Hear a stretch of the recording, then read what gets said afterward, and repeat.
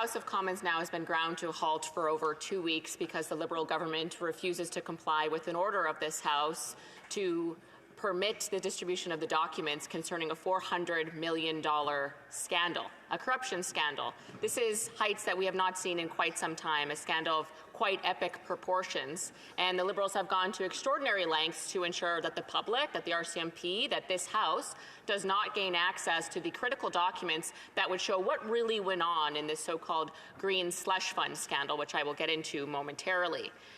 I think what's really important to note is the Auditor General of Canada, which is of course a non-partisan auditor of this House and of government spending, found that again almost $400 million of misused taxpayer dollars and 186 conflicts of interest. 186 conflicts of interest, notably from 9 board members from this green slush fund. 9 people, 186 conflicts of interest, totaling about $400 million. This House has been ground to a halt because the Liberal government refuses to reveal the documents that you yourself, Mr. Speaker, have said the House ordered for, and they failed to comply.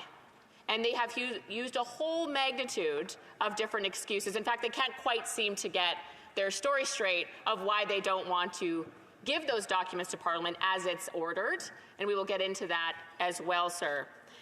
So again, all of parliamentary business has been ground to a halt for 2 weeks because of the refusal to comply. And so I want to talk a little bit about what exactly went down at this green slush fund, because it's quite interesting, and the tendrils into Liberal insiders go quite deep, Mr. Speaker. So what we've been calling the Green Slush Fund refers to something now defunct, a foundation of government called the Sustainable Development Technology Fund Canada, or Technology Canada, SDTC. And it was a foundation set up by then Liberal government in 2001. And it had the purpose of providing taxpayer funds to green technology, in essence. And it's since carried on for a number of decades and is now defunct. Another foundation, another group, another organization that's just in the graveyard of Liberal corruption, another fatality of their Liberal insider behavior. And certainly the government of the day appoints a number of the board members for this fund, we'll call it. And so certainly a number of the board members would have come across the Prime Minister, the Cabinet discussion, he would have signed off on, and that's important to remember. These are Prime Minister appointed, many of the board members on this fund. And certainly since the Liberal government was elected in 2015, things really did take a turn in this foundation.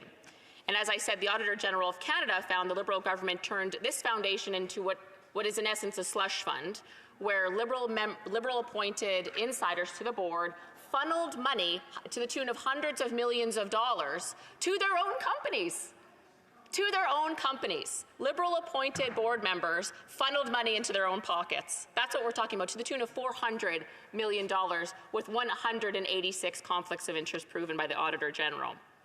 And just beyond that, just get into a few more of the details, the Auditor General found that the fund gave $58 million to 10 ineligible projects that did not fall under the scope of what that fund was supposed to provide. So they shouldn't even have got a penny, let alone almost $60 million. And of course, as I said, there was $334 million with 186 cases to projects which board members held conflicts of interest. Of note, 9 of the directors of the board, again, had 186 of those conflicts. So they were very busy during the few years they were on that board, Mr. Speaker.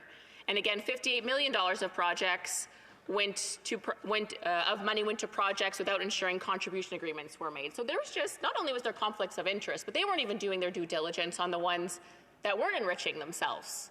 Just an utter mess and disregard and respect for the hard-earned taxpayer dollars they were just throwing out the door with no regard for what it would mean to the ethical behavior of government. So again, in a 5-year period, the Auditor General did quite interesting work here. She looked at, over a 5-year period, there were 405 transactions approved by the board. The Auditor General herself sampled 226 of them, so just over half, and found, again, that's where she found 186 conflicts of those 226 transactions, which ultimately is 82%. So 82% of those that she looked at were conflicts, where someone benefited from their own decision to sign over money. And she made it very clear in her report that the blame for this scandal falls on the Liberal government's industry minister who, quote, did not sufficiently monitor the contracts that were given to Liberal insiders. Again, this fund was responsible for almost $1 billion and was sort of, they weren't even really, according to them, not even really paying attention. As if $1 billion is just a sort of change you find in the bottom of a Liberal pocket and nothing really that we should be concerned about. But of course now they've ground the House to a halt for 2 weeks because they're so concerned about it. I did want to talk a little bit about some of the conflicts of interest that were found because they're quite interesting, Mr. Speaker. There was a board member named André-Lise Métaux. She was appointed to the Green Slush Fund in 2016. She runs a venture capital firm called Cycle Capital. Remember that name, Cycle Capital. It's in the green technologies field. I believe it's some sort of venture capital investment fund that gets investment dollars from government and elsewhere and then invests it in other green technology companies, what have you. And before and during her time, Ms. Métaux's time on the board, her company received $250 million in grants from the Green Slush Fund. $250 million to Cycle Capital. Some of that was before, again, that she was on the board, but while she was on the board, $114 million went to green companies that she had herself invested in. $114 million, personally approved, enriching herself, Liberal appointed. And what's interesting, during her time on the board, again, it certainly pays to be a Liberal insider, Mr. Speaker, the value of her company, again, Cycle Capital, tripled, and no wonder with a stamp of approval from the federal government. A company sort of has that gravitas that they're a trustworthy company or something like that in the sense that others can invest in you because, well, the federal government has. So her company, with these investments from taxpayers through the Green Slush Fund, tripled its investment or tripled its value. And I do want to talk about some of the lobbyists for Cycle Capital because you may be familiar with them, Mr. Speaker. I'm sure you know who the Environment Minister is for the Liberal government. He's quite a notable or notorious, whichever word you choose to describe him, member of the Liberal cabinet. And before he was elected, he lobbied the Prime Minister's office and the Department of Industry 25 times for Cycle Capital. And at that time, Cycle Capital received $111 million. So to his full credit, very successful lobbyist for this company. And of course, when he was part of the company, he received shares of Cycle Capital that he still holds today. Good for him, Mr. Speaker, because in the time that company that he lobbied for, and he still owns their shares, those shares have tripled in value. Sure pays to be a Liberal insider, Mr. Speaker. And again, it's reasonable to assume that he's made quite a bit of money, and good for him. But what's very odd, I think, to taxpayers is the idea that you can lobby the government dozens of times, bring in millions of dollars to a company, then get elected and be at the cabinet table where these appointments are approved, and then the people that you know that you used to lobby for go onto this Green Slush Fund, funnel more money to that company, and your shares as part of that company triple in value. Wow.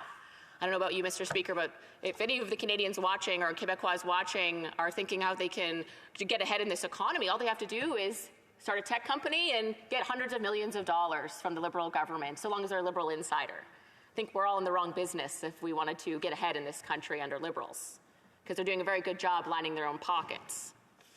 And so what's more interesting, Ms. Métaux, again, head of Cycle Capital, left the Green Slush Fund in 2022 and went on to another Liberal board. The Canada Infrastructure Bank, which, Mr. Speaker, you'll be very familiar, is ultimately a failed board that has taken in billions of dollars to build infrastructure. And I don't believe they've completed one project in the almost 10 years that this government's been in power and been talking about this infrastructure bank. It's had a whole host of problems, CEOs coming and going. But anyway, so she went over to that one after she took all that, approved all that money for her own company and others that she had financial interest in. And while she was at the Infrastructure Bank, she voted to give $170 million for a company owned by the recent chair, Annette Verschuren, of the Green Slush Fund. Annette Verschuren was appointed by the Prime Minister to the Green Slush Fund. They're all connected, these folks, all the Liberal insiders, a great little rich party of people taking a lot of taxpayer money is what I found when researching this topic. Now, Annette Verschuren was found guilty of giving her own company money when she was on that board. And because of that, or that's when the Ethics Commissioner of Canada, so we have the Auditor General saying this is not good. We also have the Ethics Commissioner saying this is not good. The Ethics Commissioner found Ms. Fisherin guilty of breaking ethics law, which again is a running theme with this Liberal government. We know the Prime Minister himself was found guilty twice, and other Liberal ministers also found guilty, and their friend who they appointed to the Green Slush Fund funneled money of taxpayer dollars to her own company and was ultimately found guilty by the Ethics Commissioner for doing so. She broke the law. Her company also received $12 million from other government funds and $50 million from Natural Resource Canada. Thank you, Mr. Speaker. So when people ask sometimes, well, like how are Conservatives going to fix the budget? This is how. The gravy train will come to an end for Liberal insiders, Mr. Speaker. We're talking about, thank you, we're talking about $400 million. That's a good place. That's a good place to end the gravy train and save taxpayers some money and look to balance the books, Mr. Speaker. And this is time and time again. This is by far not the first time we're talking about a misuse of taxpayer dollars. And there really is a number of these very shady individuals, or maybe they're good individuals, but they're certainly good at getting money for themselves when they get appointed to this board. Like another guy, I'll talk about him just briefly because he's interesting. Guy Ouimet. He admitted, he was on the board, and he admitted in committee testimony that $17 million of Green Slush Fund money went to companies in which he held financial interest. What was really interesting about this, Mr. Speaker? These people are so rich, they don't even understand what $17 million is. He said it was a small amount of money. A small amount of money, $17 million. Meanwhile, we have 2 million Canadians going to food banks, and Liberal insiders are saying, well, it's just a small amount of money. I don't know what the big deal is. It's quite embarrassing. It's quite embarrassing. And the value of that company since it got government funds went up 1,000%. Sure pays to be a Liberal insider. And how about the Green Slush Fund director, Stephen Kukacha? He's from British Columbia. He was a political staffer to a former Liberal environment minister. He was also an organizer for the Liberal Party for the Prime Minister in British Columbia. And as a reward, he got a board appointment to this Green Slush Fund. And during his time on the board, the companies he held financial interest in received $5 million. And again, at committee, he also said that's just a small amount of money, so, not a big deal. I'm laughing because it's just so outrageous that millions of dollars would be seen as not a big deal. But again, it pays to be a Liberal insider. And of course, we know Liberals are, again, as I said, using a lot of different excuses for why they shouldn't have to obey an order from Parliament. And I wanted to get into a few of them, although I know my time is limited. They talk about how somehow the idea that Parliament will compel documents that may have the names of all the other people that have received money, that may really bring to light the magnitude of this beyond even what we know from the Auditor General. They're saying that somehow demanding the documents that might contain these names is somehow a violation of their charter rights to be held accountable for possible defrauding the government, for having corruption against the government, that somehow Canadians have no right to know how taxpayer dollars were funneled into their pockets. I think if their names are on those papers and they're found to have defrauded the government, then they should be held accountable. And that's really what this whole place is about, Mr. Speaker, as you'll know. This whole parliamentary process, the reason we're not a dictatorship is not just because we go to the ballot box every few years and get to freely choose our governments. It's also because we have a system of democratic principles, rules, and procedures that hold power accountable. Ultimately, Parliament is supreme, and Parliament has ruled and demanded and ordered, ultimately, the production of these documents. And again, what we're debating, ultimately, is that privilege of the House was violated because the Liberal government refuses to hand over all the documents, and those that they did hand over, many of them were blacked out or redacted. But ultimately, the rules that govern parliamentary privilege are constitutionally on par with the Charter. And so if Parliament rules, we need to see those documents. They have to comply. So I just found that argument was interesting, and it almost seems as if the Liberals sort of default to saying the Charter whenever they're in trouble, as if the Charter is supposed to protect Liberals from their own corruption. I don't think so, Mr. Speaker. So the debate goes on and on and on in this place until they obey the ruling of the House and ultimately of the Speaker. I think Andrew Coyne actually said this really well today in the Globe and Mail. He said, quote, "The right of Parliament to send for, quote, persons, papers, and things, quote, is one of the most ancient parliamentary privileges. It is crucial to the Commons' ability to act as a check on the executive." Again, this whole thing, the thing that's keeping us from a dictatorship is the fact that we have checks and balances on power. So I would ask that the Liberals be reminded of that they have a responsibility, a constitutional responsibility, to the checks on power that we apply to them. That's the reason we're all here. If they don't have to obey by an order of Parliament, we might as well all just pack up and go home and let the Liberals just be a dictatorship and decide whatever they want. But the opposition parties in this House collectively are demanding these documents. They are in a minority government, so they have to comply. The Speaker has ruled this, Mr. Speaker. So I do find that argument just is actually quite a dangerous territory for them, because what are they suggesting? That Parliament, we have no rights as parliamentarians? Again, what are we doing here then? So they go on and on. They're using tons of different excuses. One of the ones I found funny, actually, they're saying, well, this fund existed under Conservative Prime Minister Stephen Harper. How could you be criticizing it? Well, what's interesting, the Auditor General herself actually looked at the Green Slush Fund back in 2017, before it was a slush fund, and gave it a clean bill of health.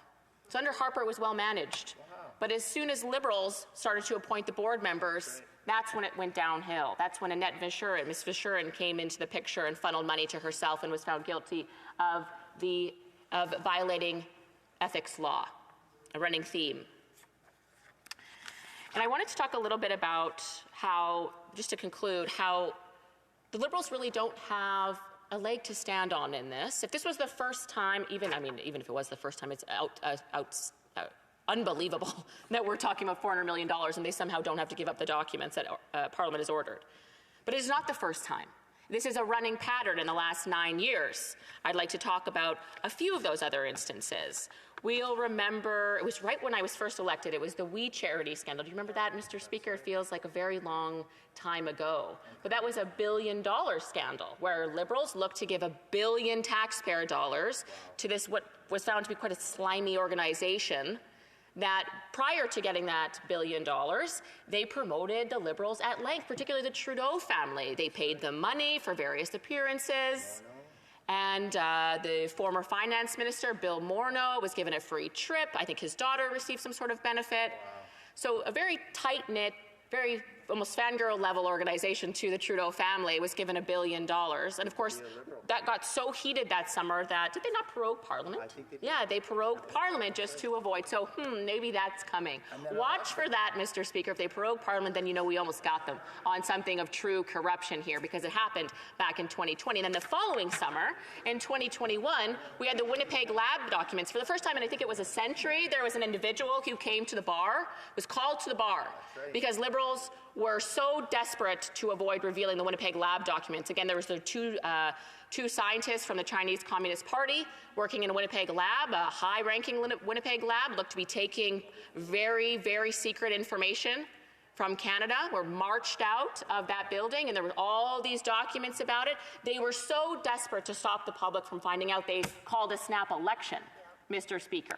So they don't have a leg to stand on when they say, well, we did nothing wrong, nothing to see here. Really, because we've seen this before. And in fact, I could probably go on another 20 minutes about all the ethics violations of this government. You, of course, remember Aga Khan's Billionaire Island. Our Prime Minister loves his tropical vacations. And certainly, in December 2017, the Ethics Commissioner found he violated ethics laws by taking a very, very hoity-toity fancy trip to a billionaire's tropical island with his family, and certainly violated the rules of the law in that regard. And that was just the first time. The second time, you'll remember this as well, at SNC-Lavalin. It was quite the scandal. We'll remember the brave Jody Whistler-Raybould spoke out against what she saw, the corruption she saw going on with the Prime Minister. He was found guilty of breaking ethics law at that time, inappropriately pressuring the Attorney General.